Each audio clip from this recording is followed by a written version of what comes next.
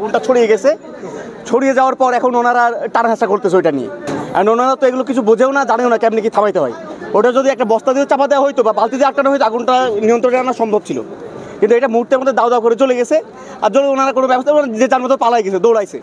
এখন আমাদের অসুবিধা হচ্ছে কোনো হলে, আমাদের হলগুলো বলেন, আশেপাশে হলগুলো বলেন, ফায়ার এক্সটিংগুইশার সেভাবে নাই বা অগ্নি নির্বাপনের কোনো ধরনের ব্যবস্থা সেখানে রাখা হয় নাই। আজকে একটা ছোটোখাটো একটা দুর্ঘটনা আমরা এড়াইতে পেরেছি, বাট ফার্দার যদি এই ধরনের কোনো অগ্নিকাণ্ড ঘটে, বড় ধরনের দুর্ঘটনার সূত্রপাত ঘটে, তো সেটার দায় সম্পূর্ণ প্রশাসনকে নিতে হবে। আজকের ঘটনার পর হল সমূহে যদি ফায়ার এক্সটিংগুইশার থেকে শুরু করে এবং যারা ক্যান্টিনগুলোতে কাজ করে, ক্যান্টিনে আপনার জানেন গ্যাসের বিশাল সম্ভার, হ্যাঁ, পুরো ক্যান্টিন চলে, মানে এক্সটেনশন থেকে শুরু করে শিক্ষার্থীদের খাওয়া দাওয়ার ব্যবস্থায় প্রত্যেকটা জায়গায় গ্যাসের ব্যবস্থা হয়, কিন্তু এগুলো নিয়ে যারা ডিল করে কীভাবে গ্যাস ব্যবহার করতে হবে, কীভাবে কি তাদের ন্যূনতম কোনো জ্ঞান নাই বা তাদেরকে সেই ধরনের কোনো প্রশিক্ষণ দেওয়া হয় না।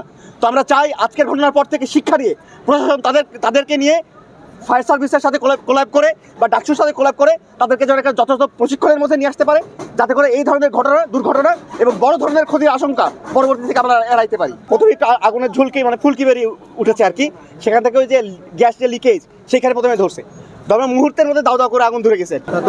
না, এখন নিচে আপনার 2 তলায় যারা থাকে তাদের হয়তো বা আতঙ্কগ্রস্ত হয়ে পড়তে পারতো। এবং আমি 10 তলা থেকে লিফট চালু ছিল, বাট না লিফটে সুযোগ পাইনি, আমি দৌড়ে নেমেছি। তো ওখানে ইনজুর হওয়ার সম্ভাবনা ছিল।